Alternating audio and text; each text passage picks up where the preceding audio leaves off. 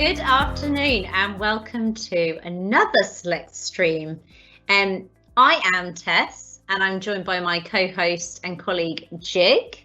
And we're here with you today to discuss planning for business success with Simon Ryan from Locate in Kent. So we're very excited to have him here as our guest. We will be talking about, or I'll let him kind of introduce himself and what he'll be talking about. But just to kind of give a bit of background, Locate in Kent has a program called Future Forward. It's made up of like sort of different elements that helps SMEs in Kent to kind of plan for better success in their businesses. And I think that's really important, particularly at the moment, as we kind of head back into this more hybrid way of working, or the new normal, as we're coming through the pandemic, and obviously with the changes and the impact that Brexit's had too.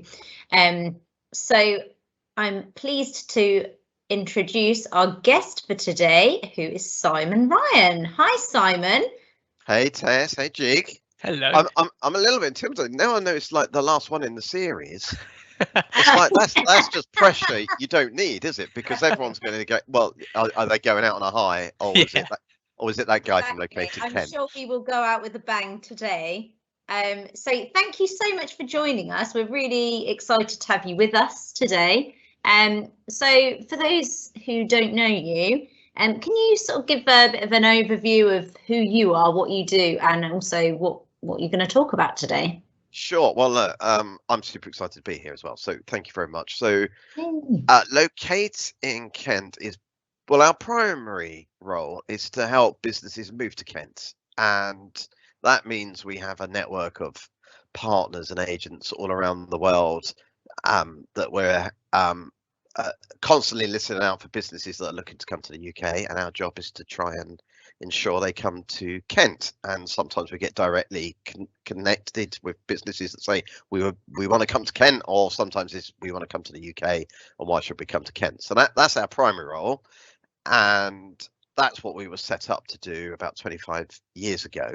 And we're largely funded by local authorities and central government from the end of some European Union money, but we've also got commercial partners as well that fund us, that are really important to our work.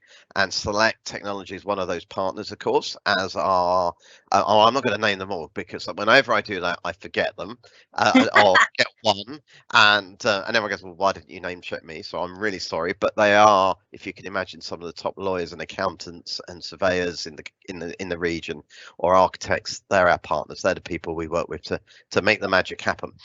But the other thing that we do is we support businesses in Kent to grow as well, and particularly those who are already employing people that want to grow and employ more people. So we support those businesses as well. And in the last year or so, that's primarily been through our Future Forward program, not only through Future Forward, but mainly through Future Forward. And we'll talk a little bit more about that. I've been with Locate in Kent about 2.5 years. Before that, I worked for a property development business that was owned by Kent County Council. Most of my background is in management consulting or property related projects. So I'm most of my day-to-day work is helping big employers or big developers make stuff happen that will create jobs in Kent. So that's me. Amazing. And I guess today, so we're going to sort of talk through what Future Forward is and how it can make a difference. And I know you obviously work with certain partners, but for anyone watching this, it'd be good to kind of go through the sort of framework that's used in Future Forward. So to kind of give a few tips and tricks of things that businesses, particularly small, medium-sized businesses, can do to build a strategy moving forward. Yeah, well, so Future Forward is based on a lot of insight that we've been collecting over the last 3 years, really, of doing business support in Kent. And we pulled it all together about this time last year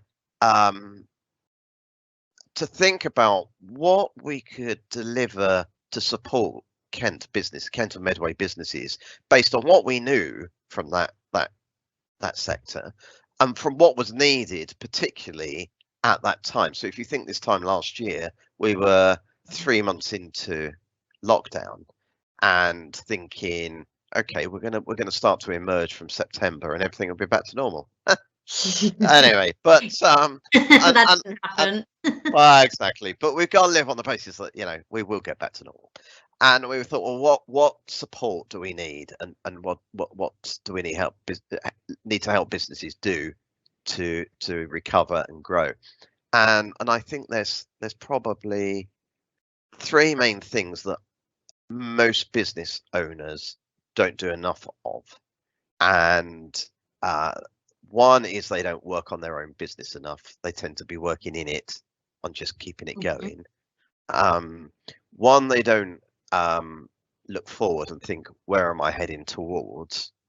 And the third one is they don't improve their own skills and take time to do that. Now, I know there'll be business owners that say, oh, I do those, and or I do one of those, or I do two of those. But do they do it systematically?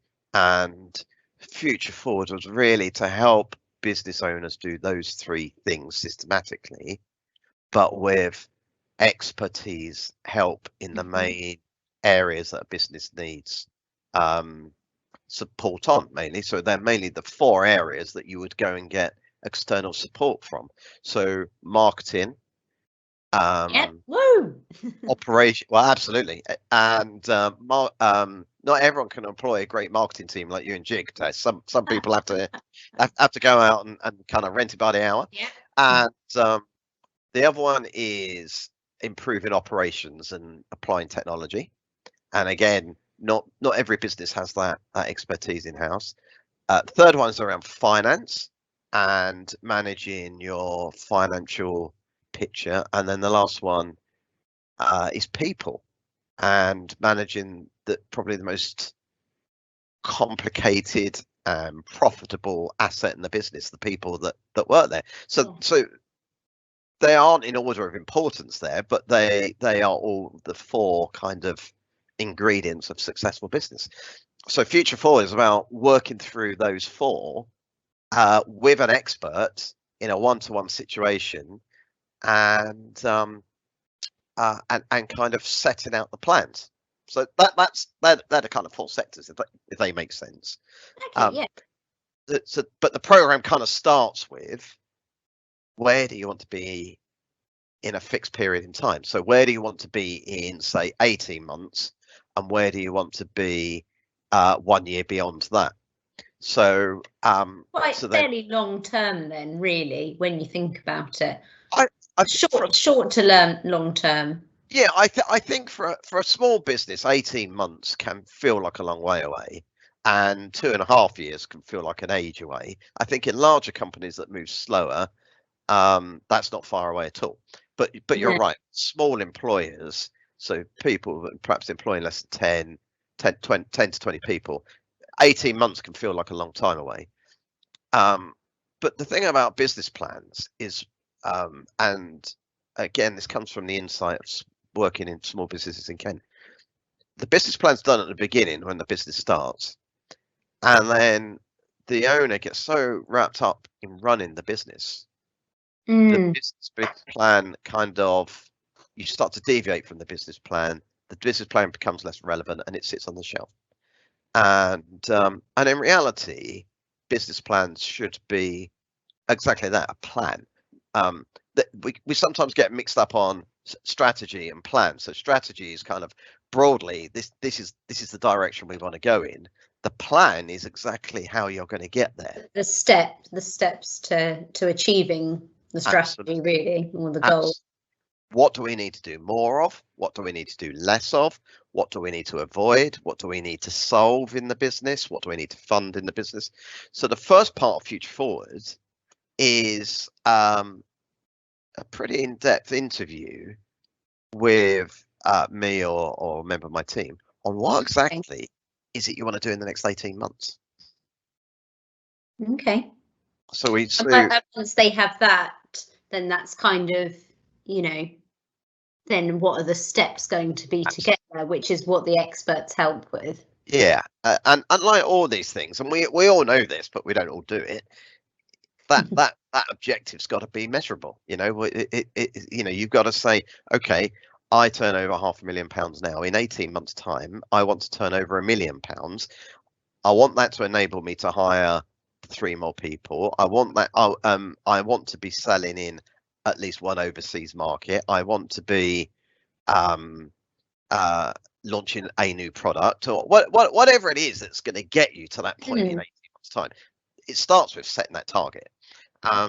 So then the first step is we sit down with our marketing expert Christine, and I think she was the biggest revelation for a lot of our businesses, because they all sit down and go, oh, she's probably just going to tell me to use Instagram, or I should be tweeting more. And actually she sits down and goes, well, to go from £500,000 to £1 million in 18 months is achievable based on what you've done on the last 3 years. Let's look at that. Great. Where is that other £500,000 going to come from? How is your 100% of growth going to be achieved over 18 months? Is it from finding new markets? Are you going to create new products?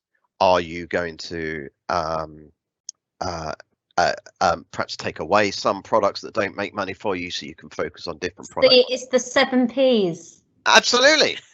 Absolutely. So you've got your price, product, place, and promotion. And so for those people that are new to marketing, price is, well, exactly what you charge for it. Is it a premium product? How do you compare that to other people? Place, where are my marketplaces? Where am I going to go and do business? Product, what exactly am I offering? And why is my offer better than my competitors for the price that I'm charging? Promotion, how do I then take that to market?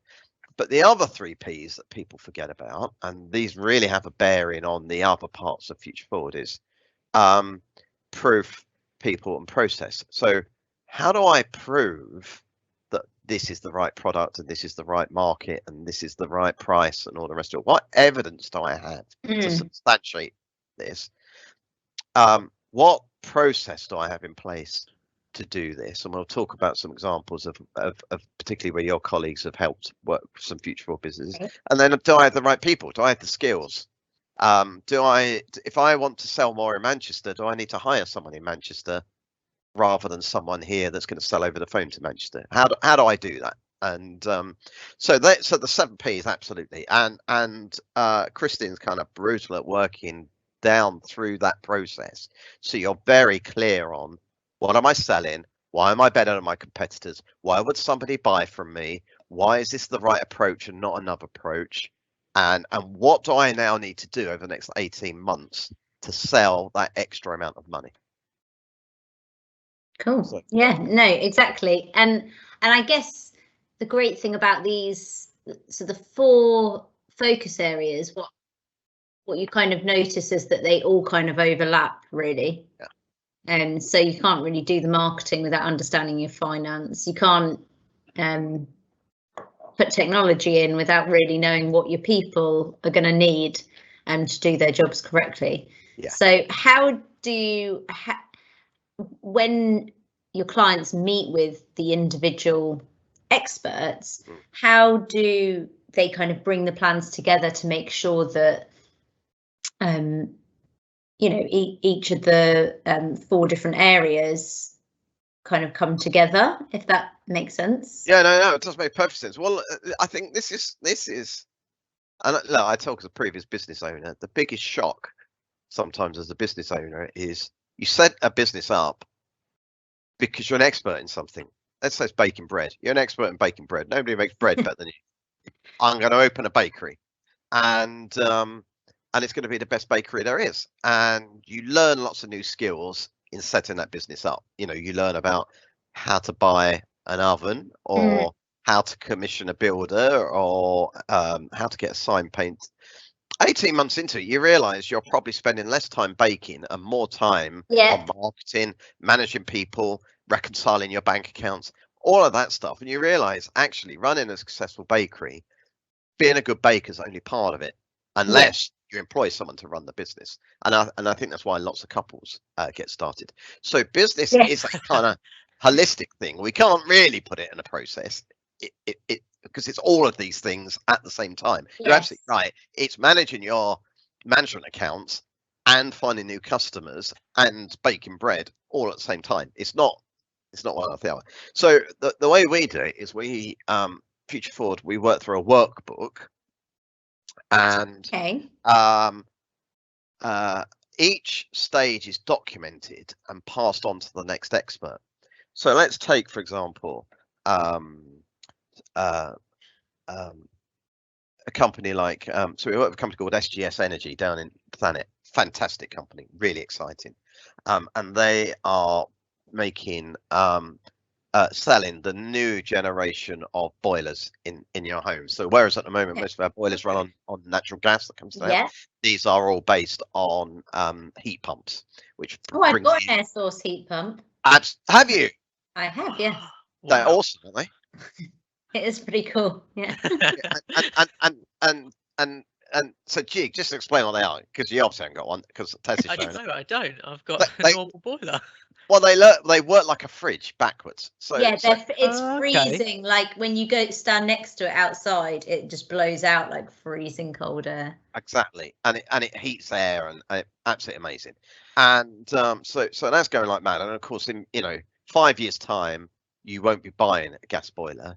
You'll be buying. They'll eventually they'll go. And so when we started working with them through Future Forward, their objective was to set up a shop, and so they could demonstrate this technology, because it's new technology. Very few people have got it, so we need to demonstrate it. So of course, that's the plan. That's how we're going to sell more. That's where we want to be in 18 months' time, and we're going to do it that way. Then you get to the operations people, and they'll go, okay, so we're going to open this shop. How will you then fulfill the orders of people that come in?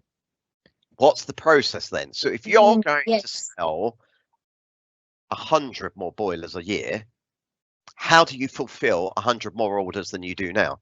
Are you busy now? And I go, yeah, we're really super busy now. Okay, and how long does it take from getting an order to put a boiler in? I don't know, 2 months. Okay, are people happy with 2 months? 2 months is about the limit. Okay, so not only then, and this is our operations guy having that conversation, not only then do you need to sell 100 more, which is like, let's say 8 more a month, you can't deliver it longer than 2 months. So how are you then going to, what's your process? You're going to need more engineers. Absolutely. So that consultation then is not randomly, how do we improve your operations? It's based on how do we get to the point where you want to be. Then the next one is finance, and then the finance guys go, okay, so now you're buying 8 more boilers a month in order to install them. How are we going to manage your cash flow? So how does that then affect your cash flow? And then finally into each other. Exactly. And then finally you get to the people one, and Rebecca, who did our people one, says, who's going to install them? And I'll go, oh, I'll just hire 3 more engineers. And you go, where do you hire them from? And they'll go, I don't know. And it's like, well, how many engineers you got now? I don't know. So you got 10. How easy is it to replace them? It's really hard. Okay. So how's this going to work? How are we going to solve you needing 3 more engineers? Where are they going to come from? And do you need all 3 engineers now? And it might be, oh, actually, no, I need 1 in 6 months, 1 in a year, 1 in 18 months. Okay. So can we bring in 2 apprentices? Would they be able to do it in a year's time? And can we start? So you start to then build and this is where it comes down to it being a business plan, not strategy. It's based around what you're trying to achieve. So you're taking what they want to achieve and kind of going challenging them to go, well, what's needed? Absolutely. What's needed to make all that happen? It's not just let's open a shop.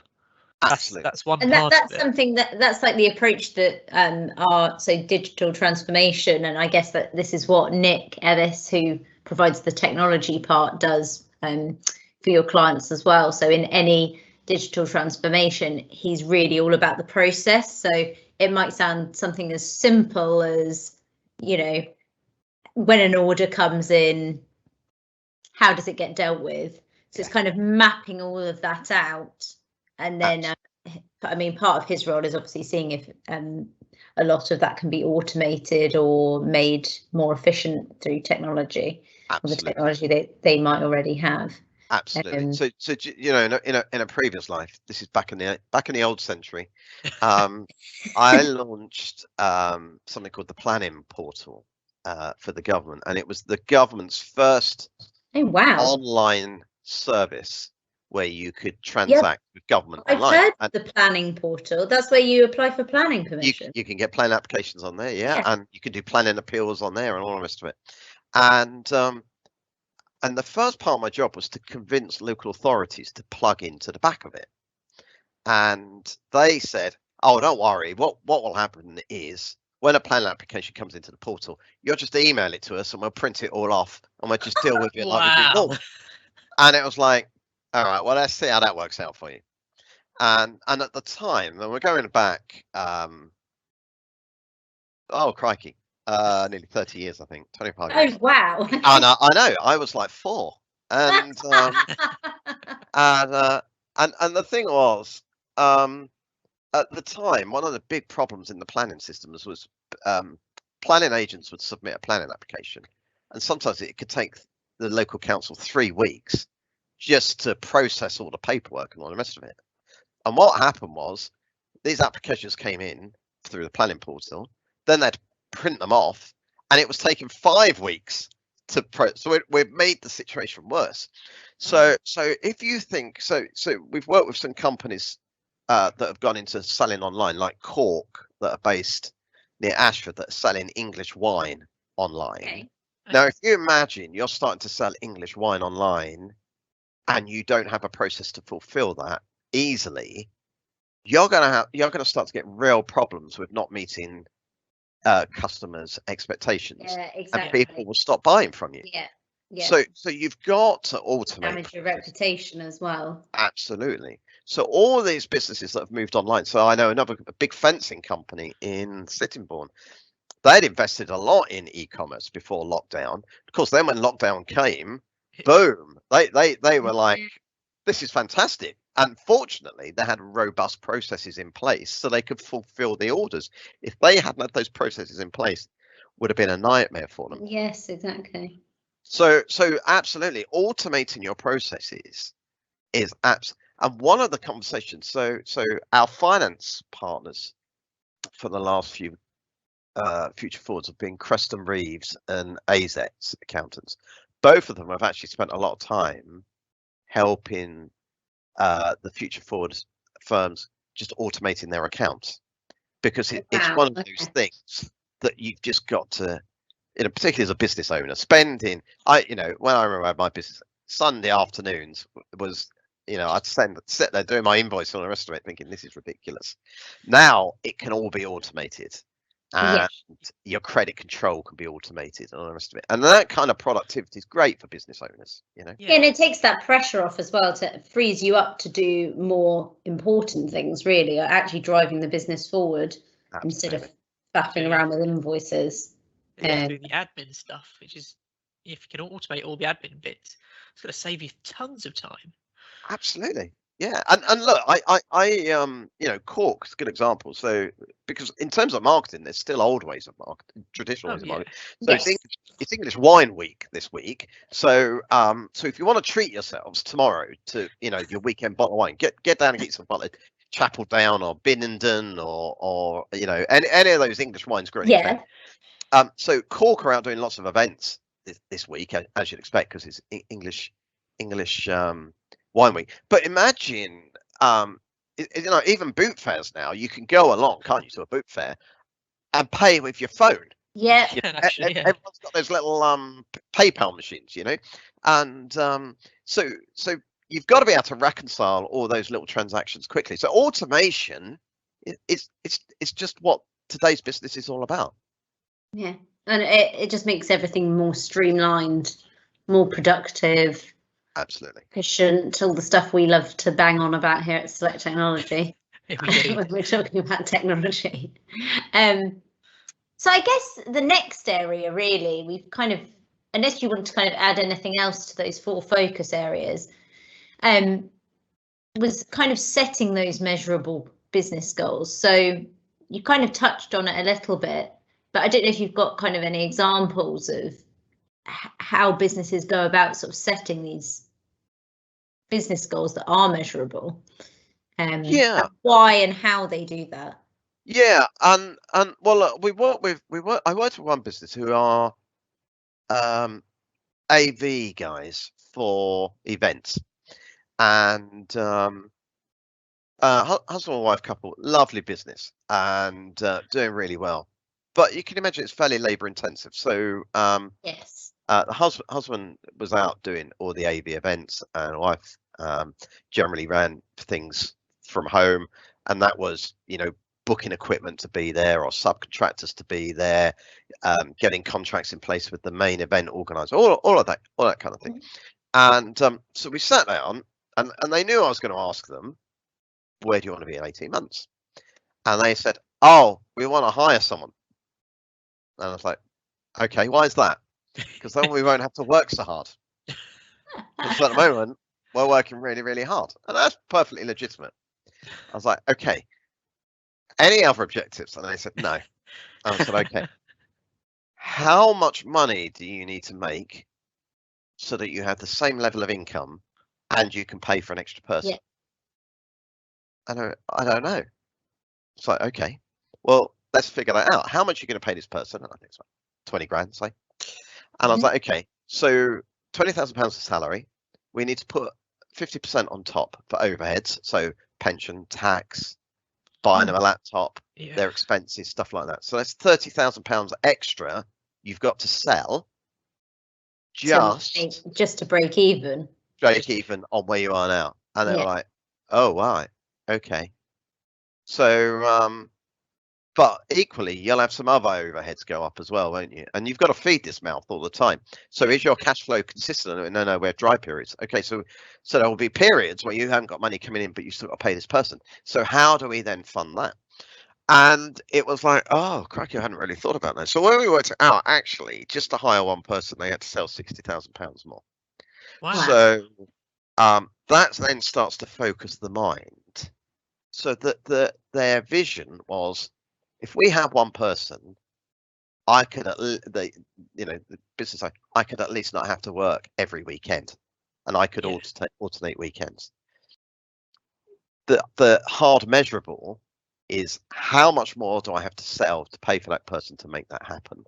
So your hard measurables will come from what it is you want to achieve from your business. And remember, not every business is set up to make lots of money. And a lot of businesses, particularly, you know, anything like retail, is going to be working on pretty small margins, I imagine, and cafes and things like that. Absolutely. So I guess, it's kind of, I suppose, having that future forward program, or having someone to kind of bounce these ideas off, everything that you've said to me, it's kind of almost that going through the process in their minds of what they want to achieve. Is it actually, one, possible, and two, necessary as well? Because I think sometimes businesses or business owners can kind of have ideas about where they want to go, but actually, is it realistic for them? And also, is it what they really want when they actually break it down? Because it's like what you said with hiring someone else. In the end, is that actually what they wanted? If they felt that it could actually cause more stress than just working more. Absolutely. Well, absolutely, because when we looked at what they wanted to achieve in the next year, they were like, I want to hire 2 more staff. And and then you work it out, and they were going to make so much less money, and you're like, well, what's the point of hiring people just to pay them and you have less money? That doesn't make sense. Yeah. So you're right. It's an iterative process. And I guess it triggers other ideas of like, well, if we do want to still do that, what else do we need to do to ensure that we're making more money? So is that maybe marketing, so that we're selling more of our services, or is that the kind of technology part of it? Absolutely. Is there something they could do from that perspective to actually free up some of their time that they felt that they were so overworked? Yes. Um, So you can imagine running Future Forward is quite a labour-intensive process from our point of view. yeah. We've got each cohort has about 12 firms. Each firm will have to have they get 12 hours of support over the program, which is probably 6 different meetings. So that's 72 meetings that have got to be arranged.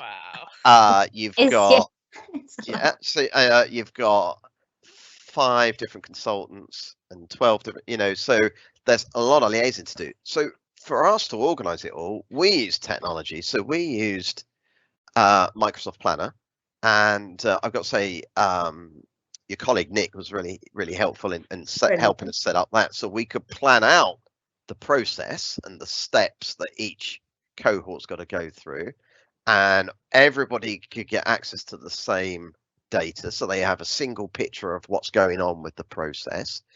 And we agreed how people were moved from one to the other, so everyone can track, and it made it manageable. So the first time we did it, it was challenging.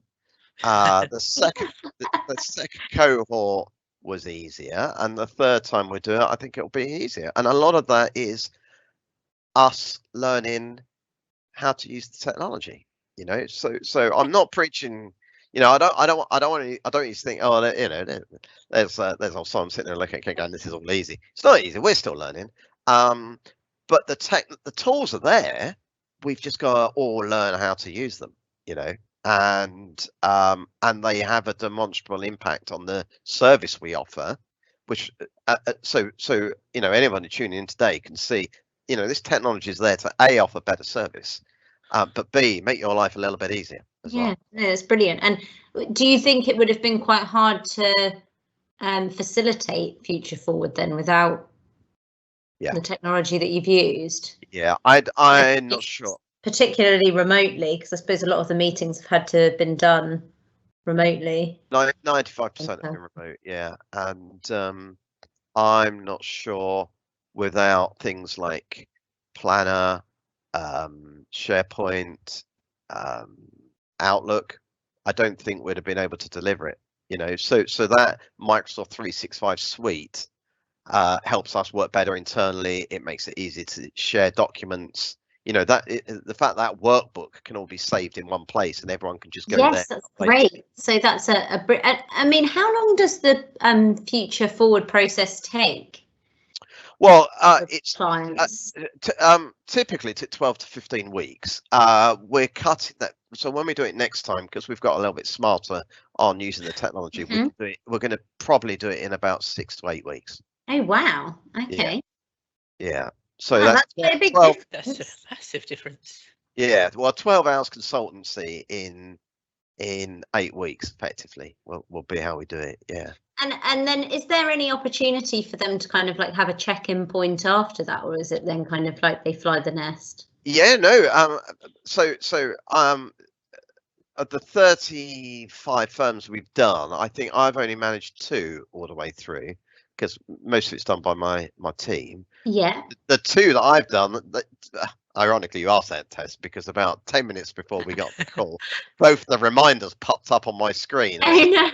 You haven't done your 8-week checks. So we do. We check in at 8 weeks after. So after they've been through the program, the final session in the program is we draw up an action tracker. And it sets all the objectives that have got to be done over the 18 months, the tangible actions that have got to be done, not so much how they do against the target, because that's up to them to measure. And one of them is at 8 to 10 weeks that we get back in touch and say, show me your action tracker. How are you doing against your actions? And then we do it again at 6 months. And so we keep in touch, absolutely, and we're there anyway. We it's not like we're going anywhere.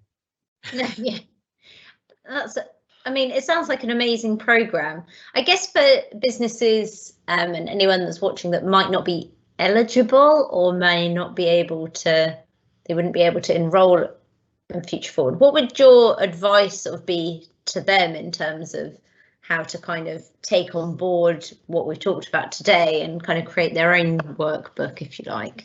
Yeah, I think there's lots of business support available to firms in Kent and Medway anyway. So other than locating Kent, there's the Growth Hub, and so or you know, after this, if you want support, just go and Google Kent and Medway Growth Hub or locating Kent, and register on both of those for business support. There's also sources of grants to help you as well. So there's another one called Southeast Business Boost, where you can get a grant to pay for a consultant to help you on a particular challenge you have as well. Okay. So there are other sources. But a lot of what we do what we've done, like I say, it was based on our insight of working with businesses in the region anyway. But the three things I think every business owner should do, and summer is the best time to start doing it because things kind of generally get a little bit calmer. Yeah. Is every business owner should spend the equivalent of 30 minutes a day working on the business, not in the business. Now that might be half a day a week, it might be 1 day a month, but equivalent of 30 minutes a day, just working on your business.